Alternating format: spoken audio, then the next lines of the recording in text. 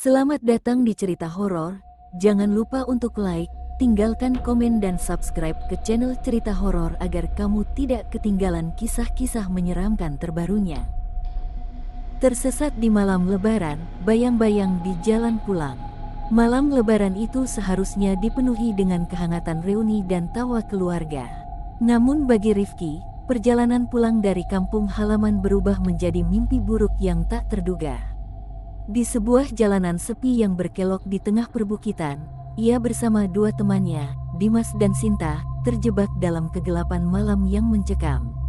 Tidak ada bintang pun yang bersinar, seolah langit pun menolak menerangi perjalanan mereka.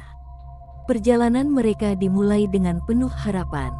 Kereta api yang mengantarkan mereka ke terminal kota terasa menyenangkan, menyuguhkan aroma nostalgia lebaran dan kenangan manis masa kecil. Namun, saat mobil tua milik Rifki mulai melaju di jalan desa yang jauh dari hiruk-pikuk kota, aura misterius mulai terasa. Jalanan yang tadinya lebar dan beraspal berubah menjadi setapak tanah berdebu yang tak berujung, dikelilingi pepohonan tua yang menggoyangkan rantingnya dengan irama angin malam. Di awal perjalanan, keheningan itu masih terasa natural. Namun, ketika jarak tempuh semakin jauh, keheningan pun berubah menjadi sunyi yang menakutkan. Lampu mobil yang semula terang, kini pun tampak seperti hanya mampu menerobos kegelapan yang pekat. Dimas, yang duduk di kursi penumpang, mencatat ada sesuatu yang aneh di balik pohon-pohon besar di sisi jalan. Sesekali, bayangan-bayangan samar melintas di antara keremangan, seolah-olah mengikuti gerak mobil mereka. Kalian lihat nggak tadi? Tanya Dimas dengan suara serak, mencoba menarik perhatian Rifki. Rifki, yang tengah menyetir dengan konsentrasi penuh, menggelengkan kepala. Lihat apa? Hanya bayangan, Dimas. Mungkin ilusi karena gelap. Namun, Sinta yang duduk di kursi belakang terlihat gelisah, matanya berusaha menangkap sesuatu yang bergerak di pinggir jalan. Aku merasa seperti ada yang mengintai, ucapnya pelan, disertai getaran yang sulit disembunyikan. Semakin lama, udara di dalam mobil menjadi semakin dingin, meskipun jendela sudah ditutup rapat. Suara mesin yang biasanya menjadi iringan menenangkan, kini berganti menjadi dengungan yang seolah-olah berasal dari dunia lain. Rifki mencoba menenangkan teman-temannya dengan mengalihkan pembicaraan ke topik ringan, namun ketegangan yang melingkupi kabin mobil tidak kunjung sirna. Di tengah perjalanan, tiba-tiba lampu mobil berkedip-kedip secara tidak menentu. Rifki menarik napas dalam-dalam dan berhenti di tepi jalan untuk memeriksa kondisi mobil. Ketika matanya terbiasa dengan kegelapan, ia melihat sebuah sosok berdiri di pinggir jalan. Sosok itu terlihat seperti seorang wanita berjubah panjang, wajahnya tak tampak jelas karena tertutup bayang-bayang yang pekat. Refleksi dari lampu mobil menyorot sesaat, membuat sosok itu tampak melayang tanpa pijakan di bumi. Rifki pun memanggil Dimas dan Sinta, "Kalian keluar, lihat itu." Ketika mereka keluar, hawa dingin semakin menusuk kulit. Sinta meraba punggungnya, seolah-olah merasakan kehadiran sesuatu yang tak kasat mata. Wanita itu berdiri diam di antara pepohonan, tatapannya kosong, seakan menembus jiwa mereka yang sedang terperangkap dalam kengerian. Tanpa sepatah kata pun, sosok itu menghilang dalam sekejap, meninggalkan hanya keheningan yang semakin mencekam dan bau anyir yang menusuk hidung. Rifki berusaha menyalakan kembali lampu mobil, namun keanehan terus terjadi. Jalanan yang tadinya tampak biasa saja, kini berubah menjadi labirin yang tak berujung. Setiap belokan seolah membawa mereka semakin jauh dari jalur yang seharusnya. Mereka pun mulai menyadari bahwa tidak ada tanda-tanda peradaban di sekeliling mereka, tak ada rumah, tak ada lampu jalan, hanya deretan pepohonan yang seolah menyimpan rahasia kelam.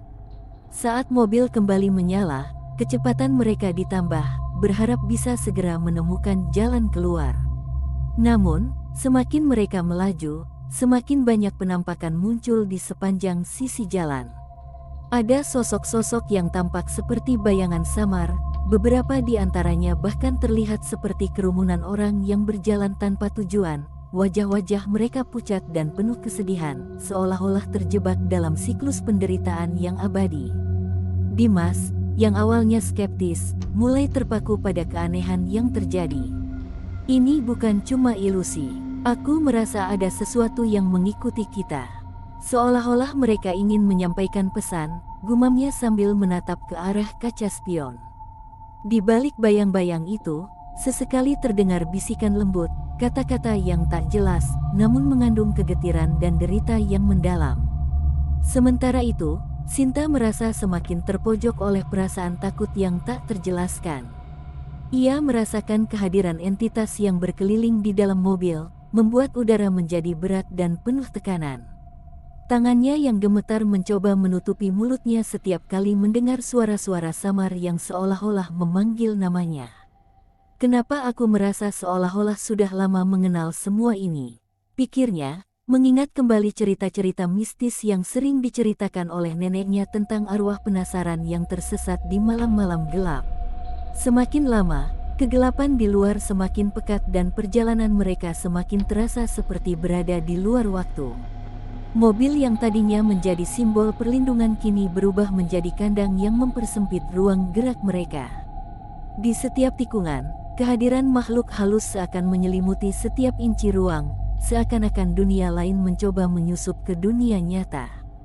Di tengah keputusasaan, tiba-tiba muncul sebuah pertanda, lampu di kejauhan yang berpendar lemah.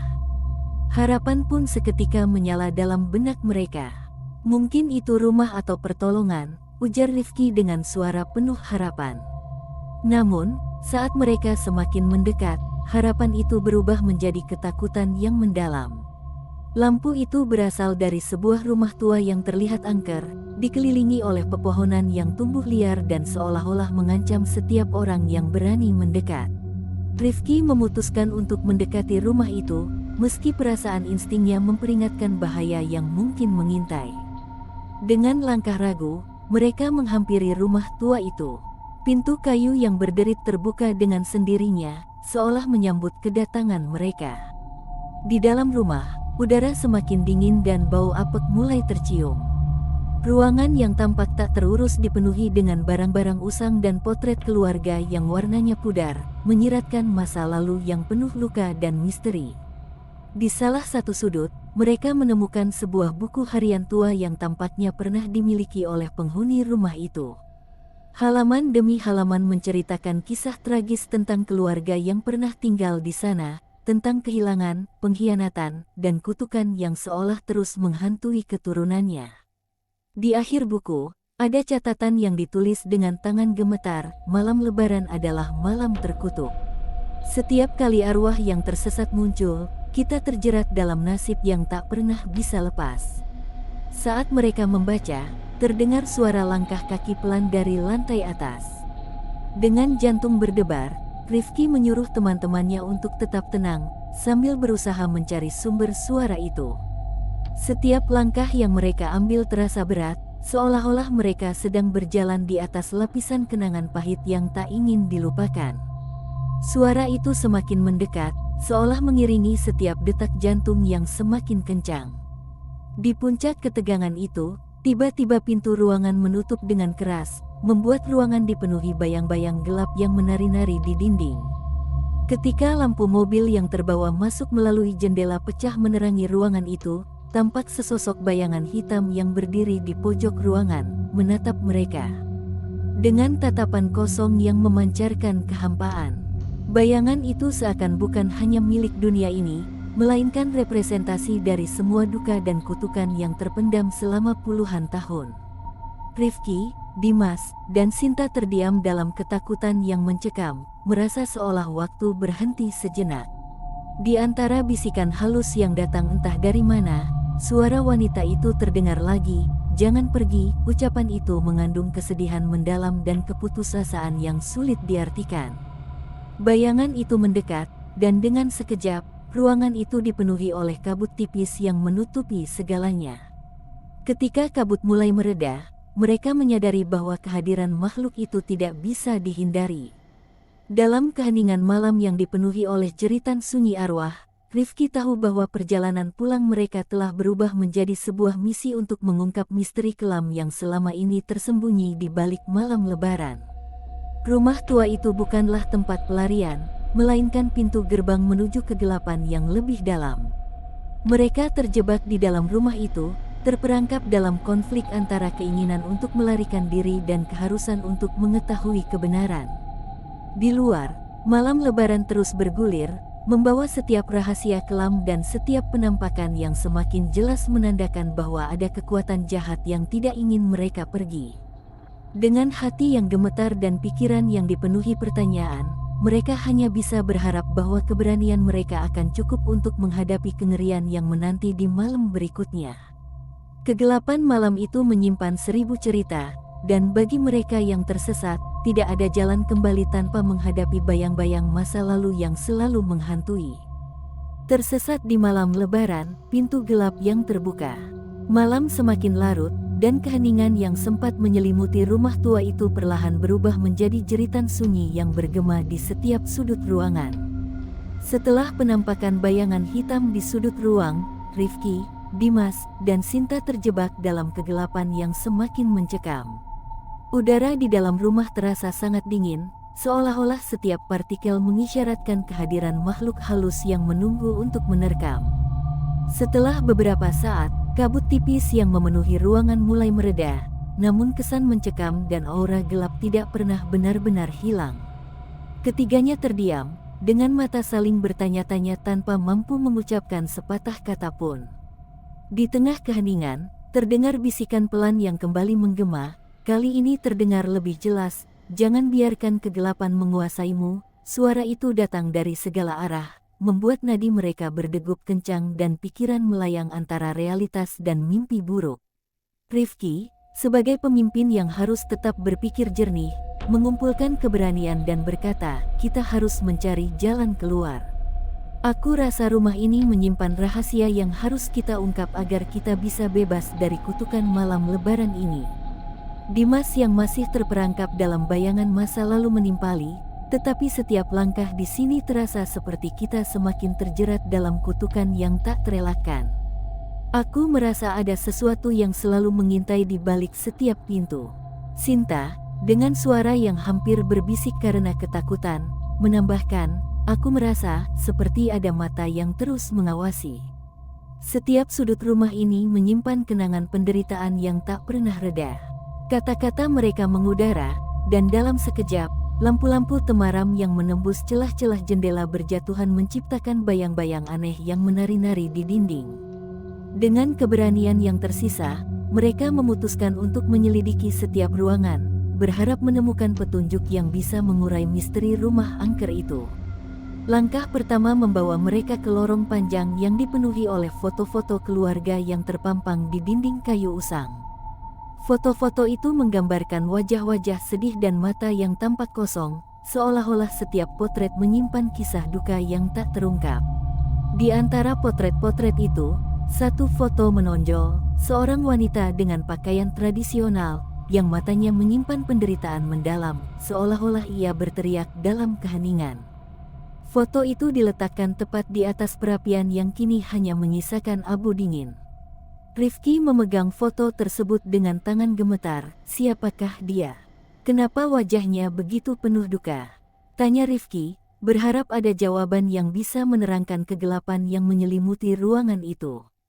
Dimas membuka buku harian yang telah mereka temukan di episode sebelumnya, membaca dengan suara pelan. "Menurut catatan ini, wanita itu adalah pemilik rumah yang pernah kehilangan seluruh keluarganya dalam sebuah tragedi. Konon, setiap malam lebaran, arwahnya masih gentayangan, mencari penebusan atas dosa-dosa yang tak pernah terlupakan." Sinta merasa bulu kuduknya merinding. Bukankah seharusnya pada malam yang suci, arwah-arwah mencari kedamaian? Mengapa arwahnya justru membawa kutukan dan penderitaan? Pertanyaan itu menggantung tanpa jawaban, seolah-olah rumah tua itu sendiri menolak untuk mengungkapkan rahasianya. Namun, jawaban mulai tersingkap ketika pintu belakang ruangan tiba-tiba terbuka dengan suara gemeretak yang panjang. Dari balik pintu itu, tercermin cahaya redup yang seolah mengundang mereka untuk memasuki ruangan yang lebih dalam lagi. Mereka pun berjalan menyusuri lorong yang sempit, lantai kayu yang berderit di bawah langkah kaki menambah intensitas kengerian. Setiap ruangan yang mereka lewati bagaikan potongan sejarah yang dipenuhi penderitaan, barang-barang pecah, perabotan yang berdebu, dan lukisan-lukisan yang warnanya luntur akibat waktu. Di salah satu ruangan, mereka menemukan sebuah meja bundar yang dipenuhi simbol-simbol mistis yang tergambar jelas di atas permukaannya, seakan-akan meja itu merupakan altar untuk memanggil arwah. Tiba-tiba, di tengah ruangan, lampu gantung yang sudah lama tak berfungsi tiba-tiba menyala dengan cahaya redup yang berkedip-kedip. Cahaya itu memperlihatkan bayangan-bayangan yang bergerak perlahan di sekitar mereka. Di sudut ruangan, bayangan itu mulai berubah bentuk, menyerupai sosok perempuan yang mengenakan pakaian serba putih, dengan mata yang tampak kosong namun penuh penyesalan. "Sial, aku merasa seolah-olah kita telah melanggar sesuatu yang sangat sakral," ujar Dimas seraya mundur perlahan, tangannya gemetar menyentuh dinding yang dingin dan basah oleh waktu. Rifki mencoba menenangkan, "Kita harus tetap tenang.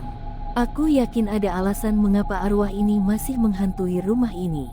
Mungkin, jika kita menemukan apa yang menyebabkannya terjebak, kita bisa membantu membebaskannya dan diri kita juga." Sinta, yang masih terisak, menambahkan, "Aku melihat sesuatu di pojok ruangan, sepertinya ada pintu rahasia yang tersembunyi di balik lemari tua ini." Tanpa banyak pilihan, mereka menuju ke pojok ruangan yang dimaksud. Dengan hati-hati, Sinta mendorong lemari tua itu, dan di baliknya, terungkap sebuah lorong rahasia yang gelap, dipenuhi oleh aroma lembab dan bau tanah yang basi. Lorong itu sempit namun panjang, dengan dinding-dinding batu yang dipahat oleh ukiran kuno. Di ujung lorong terdapat sebuah pintu besi yang terkunci rapat, dihiasi dengan ukiran-ukiran aneh yang seolah menggambarkan kisah tragis masa lalu. Rifki mengumpulkan sisa-sisa keberanian yang ada dan mendekati pintu tersebut. Tangannya yang dingin meraih gagang pintu yang terbuat dari besi tua, dan dengan suara berderit, pintu itu perlahan terbuka. Di baliknya, ruangan bawah tanah terbuka, dipenuhi oleh tumpukan buku-buku tua, artefak-artefak ritual, dan patung-patung yang terbuat dari kayu dan batu.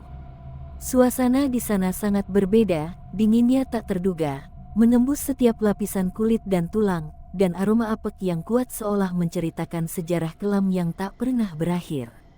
Di tengah ruangan bawah tanah, terdapat sebuah altar besar dengan lilin-lilin yang hampir habis terbakar.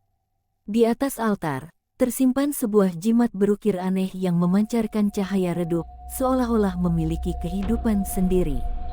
Dimas, dengan mata terbelalak, berbisik, "Ini harusnya menjadi pusat kekuatan kutukan yang membelenggu arwah-arwah di sini."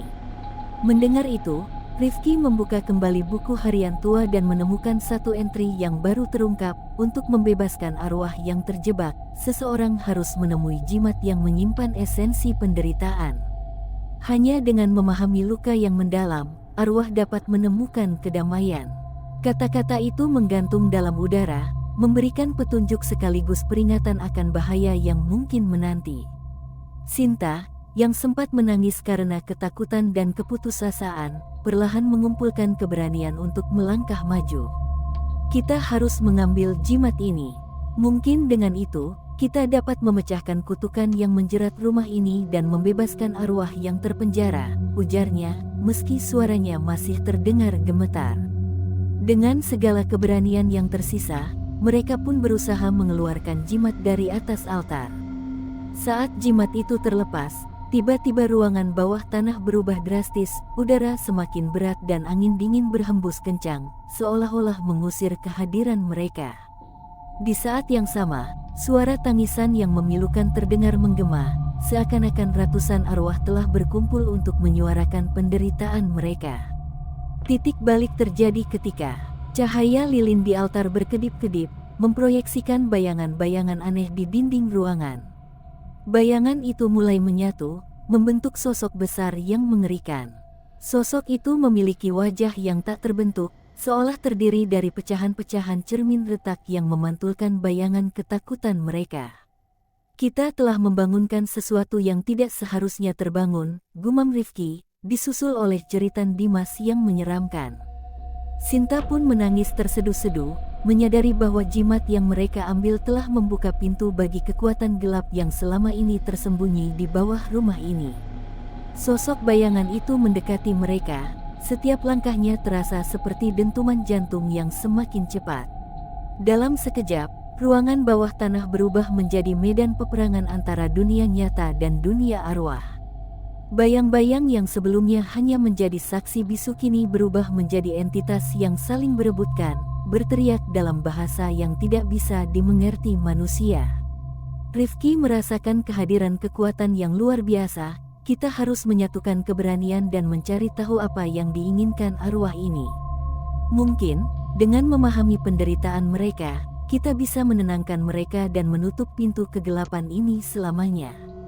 Dengan tekad yang tersisa, mereka mencoba berkomunikasi dengan sosok bayangan itu, berbicara dengan nada lembut dan penuh empati, meskipun setiap kata terasa berat di tengah teror yang menyelimuti.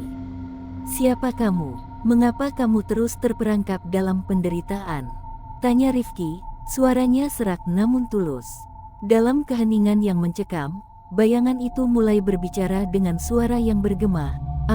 Kami adalah jiwa-jiwa yang terlupakan, terperangkap dalam lingkaran kutukan akibat kesalahan yang tak termaafkan.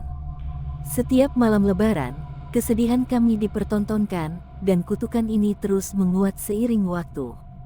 Dimas menyadari bahwa jimat yang mereka pegang seolah menjadi kunci untuk melepaskan kutukan itu. "Jika kita dapat memahami dan menerima penderitaan yang telah menimpa kalian, mungkin kami bisa membantu menemukan kedamaian yang selama ini hilang." Dalam momen yang penuh kegetiran itu, ruangan bawah tanah dipenuhi cahaya lembut yang tiba-tiba menembus kegelapan, seolah menandakan harapan yang samar. Namun, harapan itu disertai dengan peringatan bahwa jalan menuju penebusan tidaklah mudah. Setiap langkah untuk melepaskan kutukan akan memaksa mereka menghadapi kegelapan dalam diri masing-masing dan membuka luka lama yang mungkin tak bisa sembuh. Pertarungan batin pun dimulai. Rifki, Dimas, dan Sinta harus menghadapi bayang-bayang masa lalu yang menghantui mereka, mengungkap rahasia kelam yang tersembunyi di balik setiap sudut rumah tua ini. Dalam prosesnya, mereka menemukan bahwa kutukan ini lebih dari sekadar arwah yang tersesat, melainkan cerminan dari dosa dan kesalahan yang terus menghantui generasi yang tak pernah menemukan kedamaian. Berakhir dengan ketiganya berdiri di hadapan altar, jimat di tangan, dan bayangan arwah yang perlahan menghilang seiring kata-kata pengakuan dan penyesalan yang tulus. Meski jalan untuk menghapus kutukan ini masih panjang dan penuh bahaya, satu hal yang pasti, malam lebaran yang dulu dipenuhi keceriaan kini telah berubah menjadi medan pertarungan antara hidup dan mati, antara harapan dan keputusasaan. Di luar, angin malam terus berhembus, membawa bisikan arwah yang mencari penebusan, sementara di dalam, 3 jiwa pemberani bersumpah untuk melanjutkan perjuangan, berharap bahwa suatu saat nanti, cahaya akan kembali menyinari malam yang pernah dipenuhi bayang-bayang kelam. Setiap detik yang berlalu, setiap langkah yang diambil, membawa mereka semakin dekat pada kebenaran, sebuah kebenaran yang, meski menyakitkan, harus diungkap demi kebebasan bagi jiwa-jiwa yang telah lama terpenjara dalam keputusasaan.